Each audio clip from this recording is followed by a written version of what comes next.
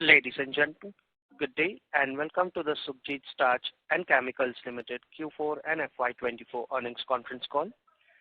As a reminder, all participant lines will be in the listen-only mode, and there will be an opportunity for you to ask questions after the presentation concludes.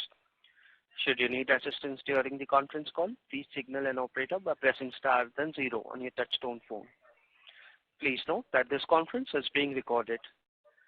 I now hand the conference over to Mr. Aman Sethia. Thank you, and over to you, Mr. Sethia. Thank you.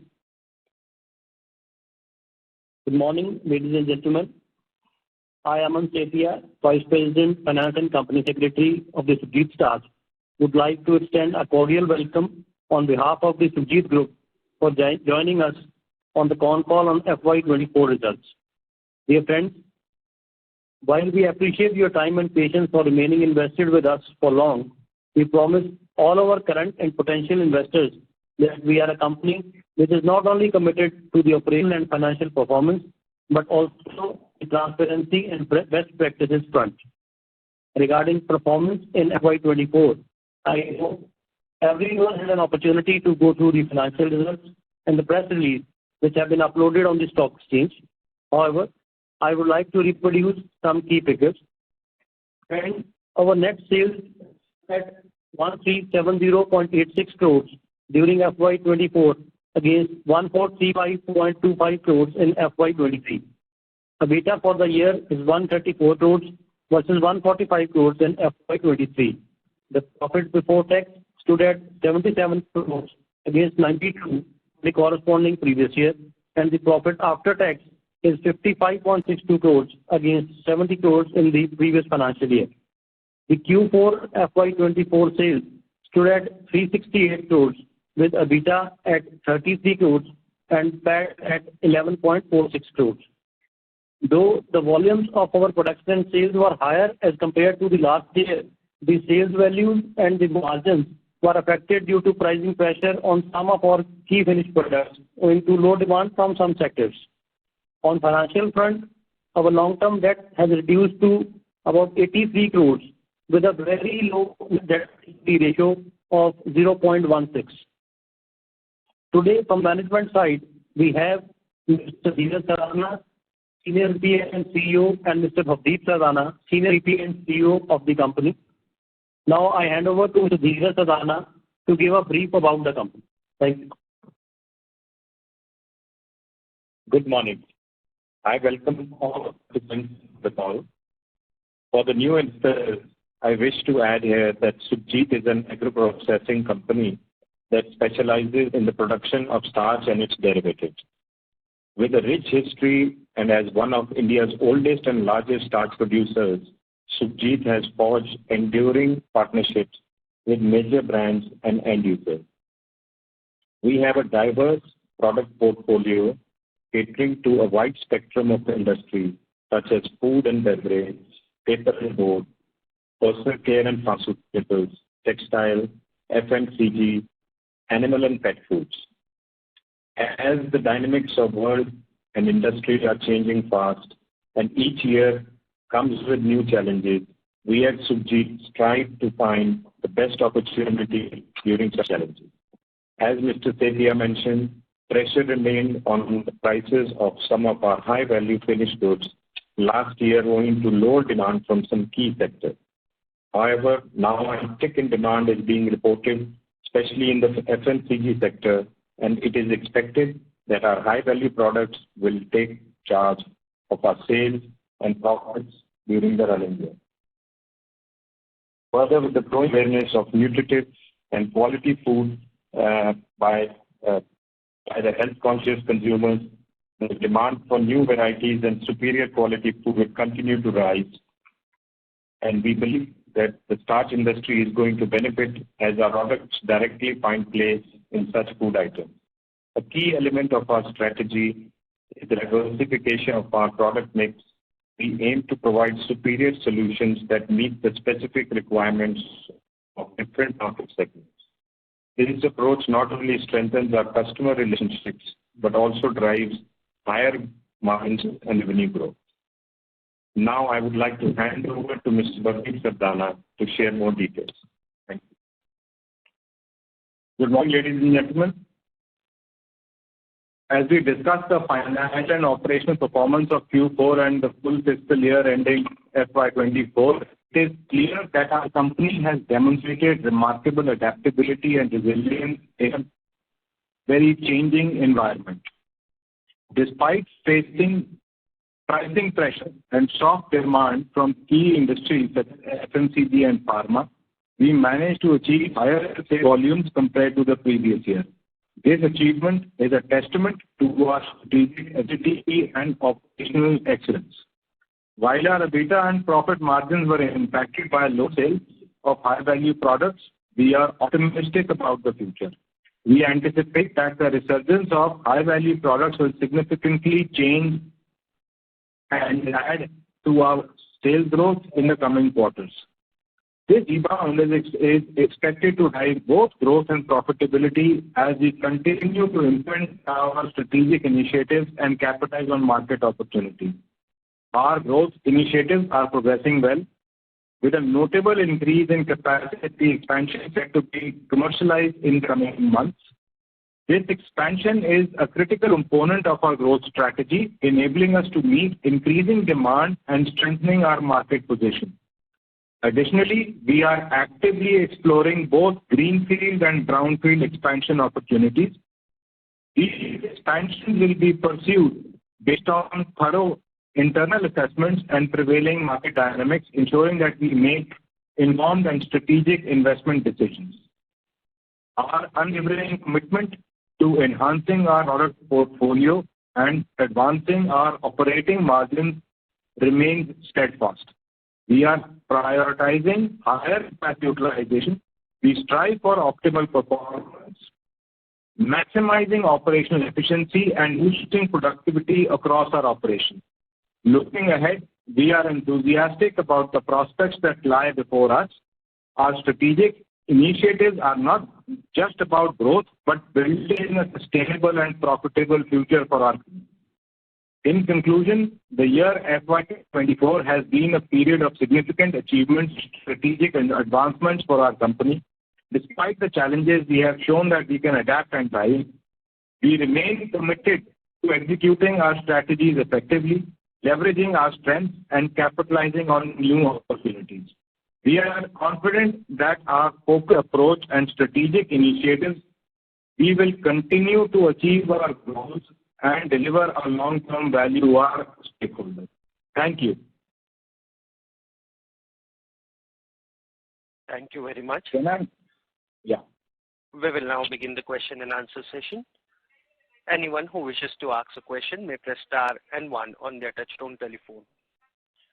If you wish to remove yourself from the question queue, you may press star and 2. Participants are requested to use handset while asking a question. Ladies and gentlemen, we'll wait for a moment while the question queue assembles. First question is from the line of Yogansh Jaswani from Mittal Analytics. Please go ahead. Good morning to you all. I hope I'm audible, sir. Slightly. Could you speak a little bit more clearly? Sure. Is this better? A bit, yes. Yeah. So, sir, just one question around your inventory. So, if you look at the closing inventory, it is reasonably high compared to what is our usual trend. So, any specific reason for that, or is there any one-off into it? It is how we look at the raw material situation vis-a-vis multiple factors in the market. We carry inventory to ensure continuity and operations. If we see the incoming crop, if it is low or it feels that there would be a increase in the pricing because of some other factor. So the company has took a decision to carry more inventory at that particular point in time. Okay. But nothing of the sort that some bit of shipment was delayed in Q4? No, not at all. Not at all. Okay. So, sir, out of this inventory, then is it possible to share what would be the raw material inventory and how much would be the finished goods out of the 230 crores? Mostly it is raw material. We tend to be light as a strategy on finished goods. Unless it's a strategic decision where a shipment is being planned or we see there's going to be a price difference. But you could assume that more than 60% is raw material. Okay, understood. And so, given your view on inventory, then is it safe to assume that in next couple of quarters we are expecting probably better margins since end product prices might also rise given the higher raw material prices expectation? That is our hope. Sorry? That is our hope. Okay, got it, sir. And sir, just one clarification on the capacity expansion that you were alluding to in your opening remarks. Yes. How much is the addition in capacity in volume terms, if you could just share that? It would be close to a 400-ton capacity expansion across multiple units, across various product lines. And we are about a few months away from completing it at all the locations where the work is going on. And based on 1,600 current capacity installed, this 400 takes us to 2,000 tons per day of meat crushing plus enhancement in certain product lines. Got it, sir. Understood. That's it from my side. Thank you and all the best to you. Thank you. Thank you. Next question is from the line of Dr. Arun Sharma, an individual investor. Please go ahead. Hello. Yes, sir. Hey, good morning, sir. Thanks for the opportunity. Bye, sir. Yes, Dr. Sharma. So my first question is, from last 1 year, we are saying that the capacity would be 1,600 to 2,000, but it has still not materialized. Can you give a timeline that by when it would be materialized? So, we were supposed to have, we have always been saying that it would be commercialized, that we would be ready in FY24-25. We maintain that. We have been telling all our stakeholders that we are working on it. We continue to say that, and we believe firmly that it will be in FY24-25. But definitely, we are trying, because of elections in various phases across different states at different times, certain construction work got delayed, etc. So we are at the final stages. Over the next 2 to 3 months, I expect that most of the expansion work would be completed. And in Q4, we would start to seeing some results of it. Okay, sir. And my second question is that the 10 to 12 acre land that the company was planning to sell, how much company is expecting, how much money is the company expecting to gather from that? So the land you are listing is our own land. Like we say that we have mentioned in the past that the company, this land was acquired through in 1943, and then subsequently small parcels were added to it. Our exploring of various pricing, because it is in the heart of the city in Phagwara town. It is in Phagwara town. It has multiple roads, so the various benchmarking of pricing is different on each road. So with state government policies of circle rates, etc., so there are multiple rates. So price finding is going on, and when we get a firm offer, we would be sharing it with all our stakeholders also. Sir, any ballpark idea that it would be 100 crore, 120 crore, approximate idea? I wish it is. I can say that, but we are not at that stage to make even a figure, because price finding for a land which has multiple roads and multiple rates around is a bit complicated. So, sir, shareholders get any idea, that is something more than 100 crore or less. What is the company expecting? Because you are doing Dr. Sharma, the range of pricing can vary from 50 crores to 100 crores. Now, if I give a commitment, or make a statement, it will be very irresponsible of me. Yes, sir, we only want to know the range. 100 to 120, 100 to 150. Sir, if someone says 50, someone says 100, someone says 50, then, it is not for me to give a comment. So until there is clarity on what circle rates will be, when the state government has also been busy in formulating some policies on land pricing, etc. So we are also waiting for that. So there is clarity to a potential investor. So they also then do their business on it, and they can make an offer to the company for it. Sir, it would be done in a year or year's time. Yeah, I know. Even we are also, since we are not located in NCR or Tri-City, Mohali area. So Phagwara is a small industrial town. So a different type of customer here would be required. And we are marketing through the local channels accordingly. Excellent. Last question is, as we discussed the arrangements of Dabur and FMCG, they are quite positive on the rural demand. Do we see these implications in the company? Yeah. So I'm very happy, Dr. Sharma, that you are following FMCG, because the last 4 quarters FMCG has been very subdued. Now only they are starting to say that there has been green shoots in their rural demand, and it will look up. So if they look up, we will also look up. Okay. Thank you a lot for answering the question.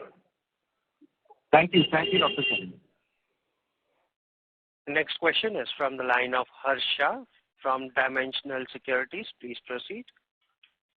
Hi, good morning, sir. Just wanted to get an idea for the year that went by FY24. What has been the volume growth for industry and then for Sukhjit Starch? I mean, have we gained market share? I mean, how has the industry and versus Sukhjit performed? I would say status quo, Harsha, has been maintained. I will not share how much we have grown. But definitely our growth has been there, and going forward, the volume growth will continue increasing over the next few years until the full capacity utilization of the recent expansion work underway gets utilized. As far as to give you a better analysis of the picture, the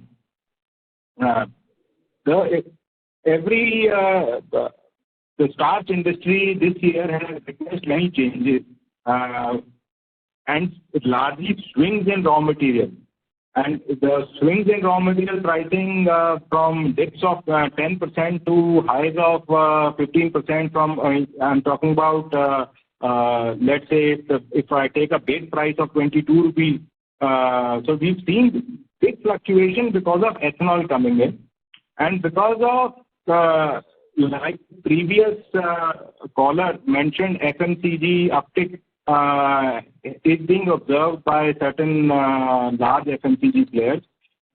Last 4 quarters, it's been pretty subdued by the FMCG majors, and the statements by Nestle or Dabur, etc., HUL mirror that. But as a company, we have grown in volume, and I'm hopeful that we will grow more in volume, both in volumes and sales figures in rupee terms. So quite hopeful for that. Okay. And could you help us with average raw material procurement price, maize price for Q4, and where does the price stand today?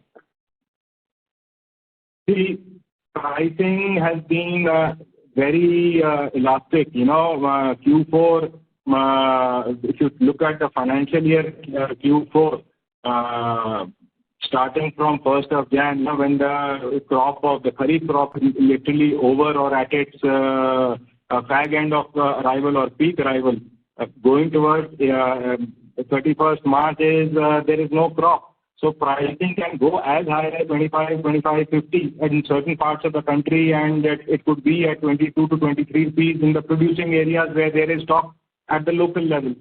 So, and today's date, Bihar, which is the Rabi crop, which comes end of April, first week of May, the crop started at 19 to 21 rupees in that range. But today, ex-Bihar, one cannot get ex-Bihar at 22.5, 23 rupees. So that would mean up to 25 rupees in certain consuming areas. Okay. That gives a fair idea. And coming to volume growth going ahead, of course, FY24 has been quite subdued for the FMCG companies.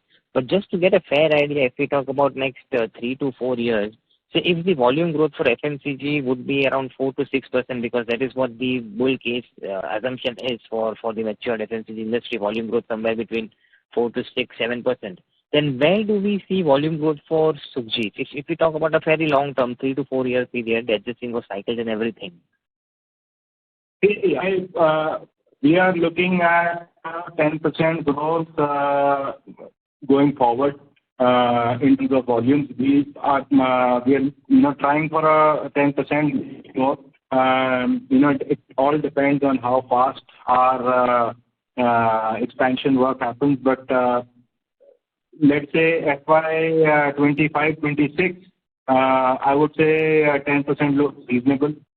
This year it could be a challenge, but I think we are working on it. We have certain ideas which we need to do, which we are implementing. So we are not only looking at overall capacity, but we are incrementally looking at certain product enhancements where that product growth could be there. So if FMCG is going, buying XYZ products from us, and if they are in talks with us for, long-term supply, and let's say a medium-term horizon, like you mentioned, is 4 to 5 years, maybe 6 years. So we are working with them and seeing their capacity expansion plans, and we've implemented our capacity expansion plans to service them. So certain products will grow, while the overall maize grinding could be in the 5 to 10% range. While this is all before we set up a new plant. Got it. And sir, in terms of gross margins, so if we look 2 to 3 years back, we were at somewhere around 37, 38%, and now we are at around 31%. So is it fair to assume that in terms of gross margin, we are at the bottom, and from here on we will be given that we are moving towards value-added product and the pricing environment is slightly improving. So is it fair to assume that the gross margins have bottomed out from these levels? See, it's our effort to move towards more value-added sales. It's been a consistent effort to move towards value-added sales. But then I always on these calls I always mention that sometimes starch gives a better margin. So what we are doing consciously is building capacity of the products rather than just blindly adding maize grinding. So we can chop and change our product mix as the market changes. Okay. That's all to increase our margin. So our effort is to now to increase the margin. So I think I've answered your question very clearly. Yes, you have. And sir, what would be the power cost for FY24? Because I believe in FY23 it was somewhere around 154, 155 crore, almost 10 or 11% of our sales. So where do we stand in FY24, and going ahead, do we expect this cost to, as a percentage of sales, to come down a bit? So it is similar, but it is marginally lower. Let's say It is marginally lower. I would say by a couple of percentage points. But going forward, that's why we are saying that, when we expand our capacity in a more significant way, when we are looking at greenfield and brownfield, then this element would go down even more. And we would be in line with, a larger, more efficient, relatively more efficient standalone unit anywhere in the world. Got it. That was helpful. Thanks a lot, sir. Thank you so much. Thank you. Next question is from the line of Ronak Shah from Equirus Securities. Please go ahead. Yeah, thanks, sir, for the opportunity. My question is regarding the capacity expansion. So as you explained that there is recovery in the FMCG space and you are witnessing some green shoots in that demand, but you and industry per se are expanding very rapidly. So which are the other key levers which you and industry is feeling that will drive growth going ahead? See, this whole reliance of making in India, more product in India, PLI scheme was a big push for Indian products food products being exported. As global challenges of supply chain and the China plus one for ingredients, and India being favorably placed in terms of both self-growth within India and export-led growth to our neighboring countries.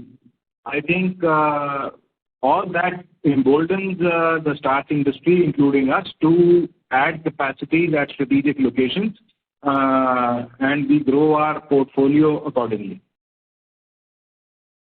Okay, got it, sir. My second question is regarding current RM environment scenario. So we are witnessing inflation in the prices of the maize.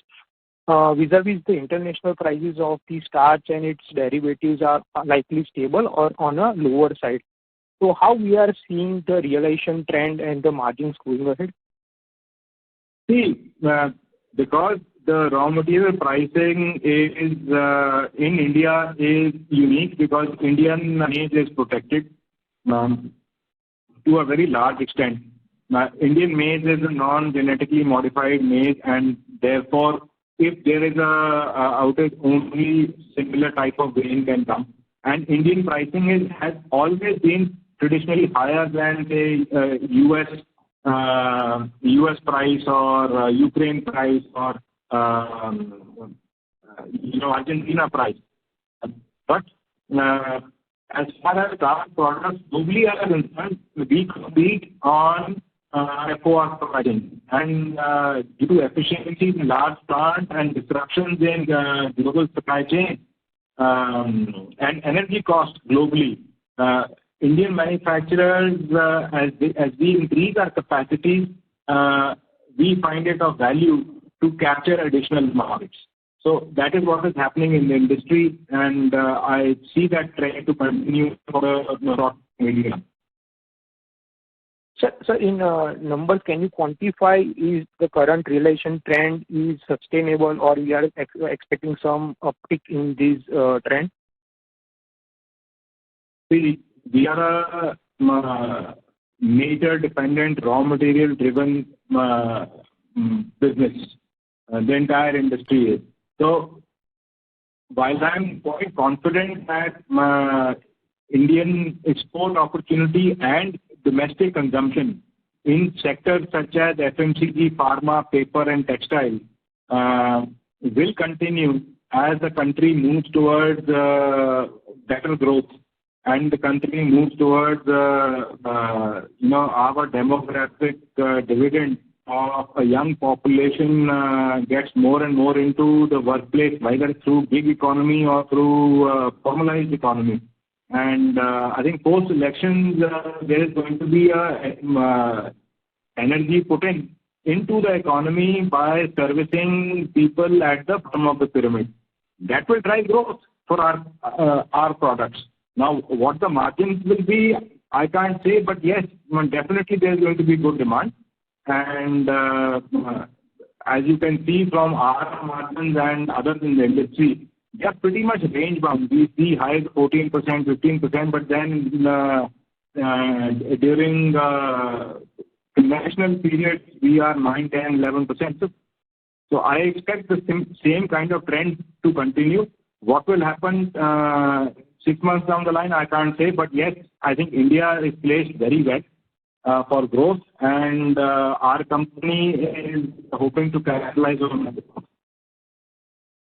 Got it, sir. So my last question is regarding, as recently you stated that you are partnering with the FMCG player regarding their fixed or contractual lifting. Can you explain it a bit more in detail that how we are having arrangements in terms of the fixed contract lifting and how we determine the price either on spot or fixed base? See, I did not say there is a fixed contract with this thing. We have relationships with FMCG. We get to our contractors pricing them. It could be a quarterly price, it could be a quantity contract. But when we work with them, they tell us what their growth plans are.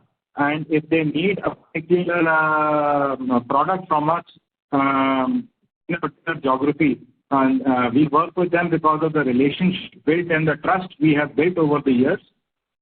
They tell us in advance that, in 2 years' time we will be landing, and we would hope that you are able to maintain your supply position of being the majority supplier and we expect volume work to be so and so. So we either expand before they do or we coincide with them. As far as pricing is concerned, we negotiate it's our company policy not to get into any fixed term, long-term contracts which are forward-looking. We negotiate on the day when they are ready to place an order of a certain quantity or for a certain period. Got it, sir. Got it. Thanks. Thank you, sir. Thank you. Next question is from the line of Deep Gandhi from Astute Investments. Please go ahead.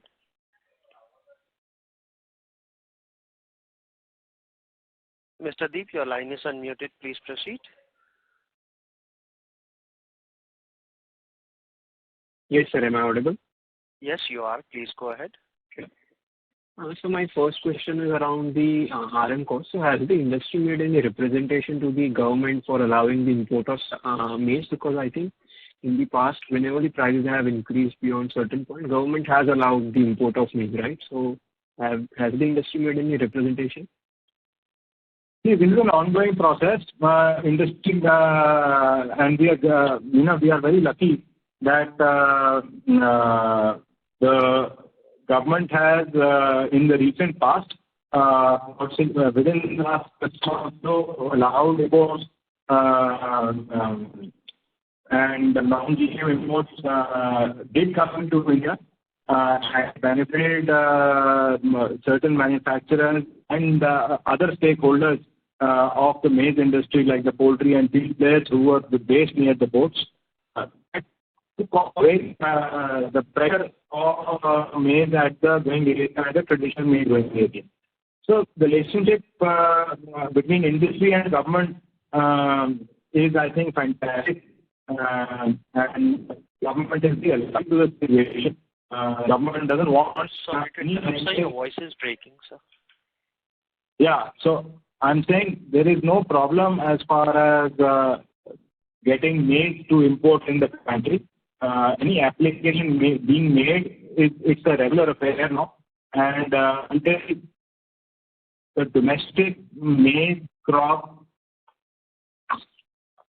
does not significantly increase, the government is open to allowing maize, non-GM maize, for specific users in the starch industry or the poultry industry. Okay, sure, sir. Thank you. Thank you. Next question is from the line of Jasmine Kaur from Fortuna Investments Advisors. Please go ahead. Good morning, sir. Am I audible? Yes, your voice is very low. It's low. Okay. Is it better now? Yes, it is better. Please give the question. Okay. Sir, I wanted to know what is the capacity utilization for FY24 that you could achieve?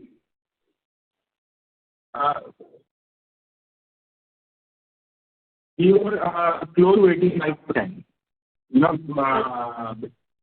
83 to 85% looking at that level, and Okay, 83 to 85%. Okay. Also, sir, you said about the greenfield capex or a brownfield capex that you would be looking for. Could you give us a bit on the size that you are thinking of and the capital outlay that you are thinking of? Very broad estimates are also fine because I understand that this would still be at the drawing board stage. But in terms of the timelines and capital outlay, if you can tell us. Yes. See, definitely, we would be looking at 1,000 tons. It could be 1,200, it could be 1,000. It all depends on what final products we add alongside it. So the cost of a plant would depend on the location and the type of products we need to site at that location. That would drive the price. I would say it would be safe to assume, looking at competition who have recently partially commissioned their plant with single products, I think they spent close to 200 crores. So, these would be all range, but our total capex would be dependent on what we decide on the product mix. Again, that is dependent on the location we go to. Okay. Okay. And sir, in terms of the timeline, I mean, are we looking at next year, next financial year for this? Because this year the other 400 metric tons is going to come up. So are we going to start work on this from next year onwards? See, logically what you're saying may mean that, but I am not ruling out the possibility that in case an opportunity comes, we don't want to let go or we feel confident, we may look at it in Q4 this year also. But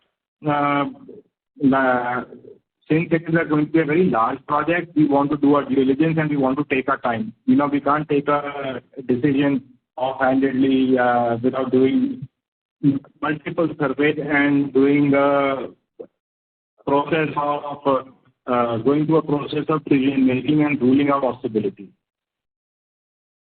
Sure. And sir, in terms of see the long-term debt has quite significantly come down over the past few years from the time you did your last capex. So I mean, this is also going to run down further, and I think there is fair amount of cash which is being built up on the balance sheet. I mean, you can correct me, but I would assume in the range of about 80 to 100 crores. So what is the comfortable debt level that you are looking at when you embark on this next phase of expansion?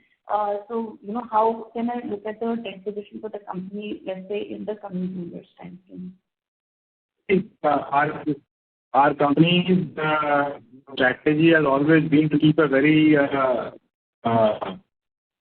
comfortable debt to equity position. Right now we are less than, I think, 0.17 also. I think last Q3 we were 0.17, we were even lower than that, 1.15, 16. So naturally, long-term debt would get retired. This financial debt means can easily go up to 0.5, 0.6 again. Then we need to.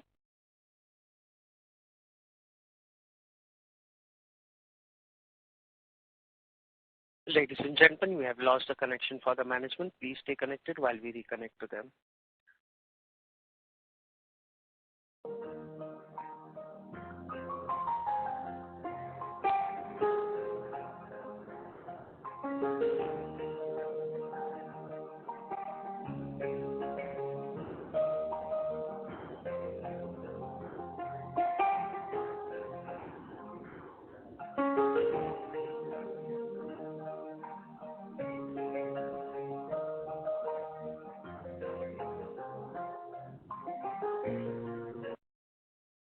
Ladies and gentlemen, thank you for patiently holding. We have the management line reconnected. Over to you, sir.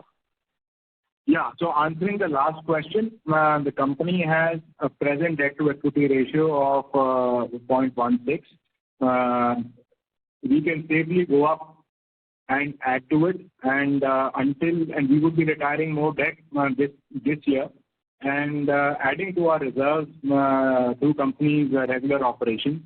So any project which we do would be commissioned between 24 to 30 months. That would be our target ideally. Final timeline would be dependent on the product mix. So, there would be significant contribution from internal resources, and we can pick and choose how much debt we need to take. So we have that flexibility, and of course, we've been adding to our reserve, as you can see on our balance sheet. Sure, sir. Sir, just one last thing. On the current 400 new, how do you see the ramp up of this in terms of capacity utilization for the part of the year that it will be operational this year and let's say next year? So how in terms of your visibility of demand from the various sectors, how do you see this ramp up happening, given that currently you are at about 83-85% of the present capacity? So, since your voice was not very audible, but I think I got the gist of your question. I am quite confident of further volume growth this year, and while we are in the process of adding capacity of both maize grinding and products at various locations.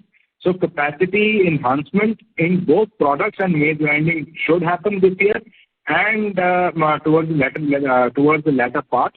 And FY25-26 again, I am hopeful that we would grow, maybe up to even 10% more volume growth from the level we will finish at 24-25. Okay. So that means that the enhanced capacity for this to ramp up will take some time, because you're saying about 10% volume growth. So we may not look at about 80-85% for the. Not really. We are looking at, and we would see this is an expansion. So capacity utilization as a percentage term would be on the higher side. It will not be low. So, and we would expect some of it to come in H2. Now, whether it comes in what part of Q3 or early Q4, we are pushing for it to come as soon as possible. So that will give the right fillip. Sure, sir. Thank you very much, sir. Thank you. Next question is from the line of Urmi Khania from Robo Capital. Please proceed. Good morning, sir. Am I audible? Yes, you are. Sir, since you are expecting good growth in volumes, what is your growth outlook for revenues for the year FY25 and also FY26?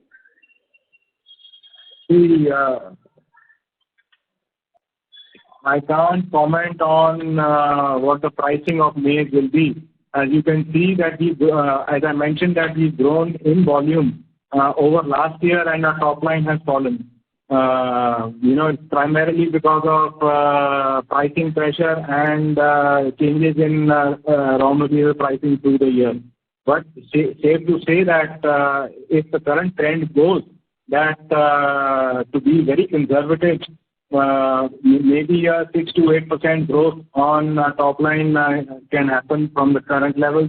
It can be more also, depending on how maize pricing behaves through the year. Okay. And since you are adding capacity, will that add to some more percentage for FY26? We are hopeful that FY26 will be a better year than FY25.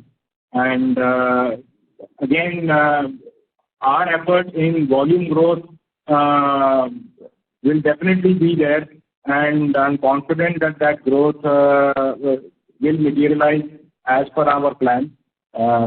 However, what I cannot predict is how maize pricing will be forward-looking beyond one season.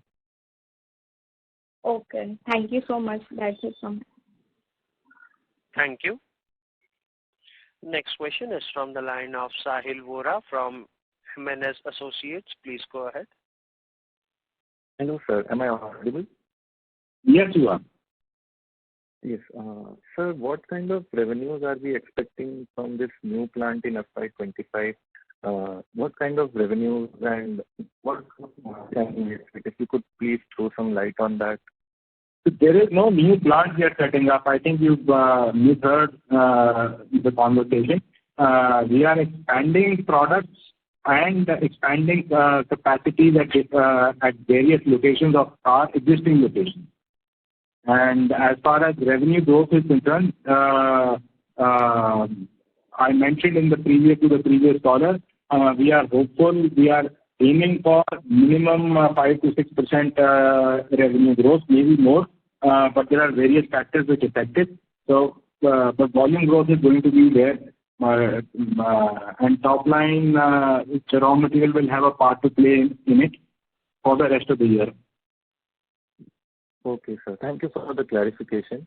I'm also particularly interested in the demand trend.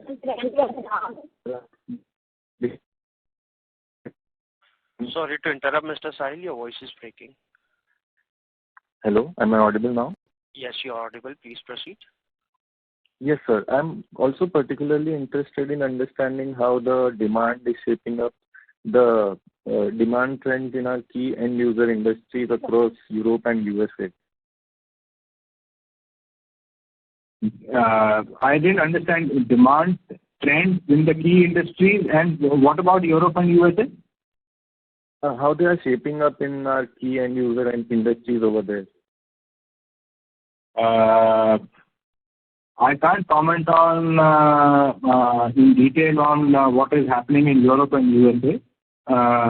But safe to say that our global peers are growing their business, and from what we see in their geographies, I cannot comment on micro environment of product wise in US and Europe, because we are servicing the paper sector. Paper manufacturing has moved out to China, parts of Southeast Asia, and India is now playing catch up. Textile has moved out of there, so we are servicing those geographies, and we are concentrating on those geographies. As far as FMCG products are concerned, there could be a parallel between Europe and US. We are moving on up the value chain in terms of quality deliverables to our customers, and we are working on global standards. So, but as India and other places in Southeast Asia and Africa become global factories for the world, the concentration is going to be on this side. So, I can't really comment on your question beyond that. Okay, sir. Thank you for the detailed response. And lastly, how do you anticipate the high-value products will recharge our sales in the coming quarters? Are there any strategies in place to drive growth in this segment? Your voice is very breaking, Mr. Sahil. Can you please repeat the first part of your question? Yes, sir. How do you anticipate that the high-value products will recharge our sales in the coming quarter? So, we are hopeful that it will be positive. I've mentioned that FMCG sector and certain sales to the pharma sectors were impacted, but they've turned the corner. And FMCG commentary in the financial paper by the various CEOs attribute to growth in their business forecast, and we hope to also grow our business to them in the coming year. Okay, sir. Thank you so much, and all the best. Thank you. Thank you. Next question is from the line of Dishant Jain from Quasar Capital. Please go ahead. Yeah, thanks for the opportunity, sir. Just wanted to ask one question. What was the volume growth for FY24? See, I will not give you the exact number, but there was a volume growth, and I would leave it at that. It's more of a strategic question in giving an exact number. Okay, thank you. That's it from us. Thank you. Ladies and gentlemen, that was the last question for the day. I would now like to hand the conference over to the management for the closing comments.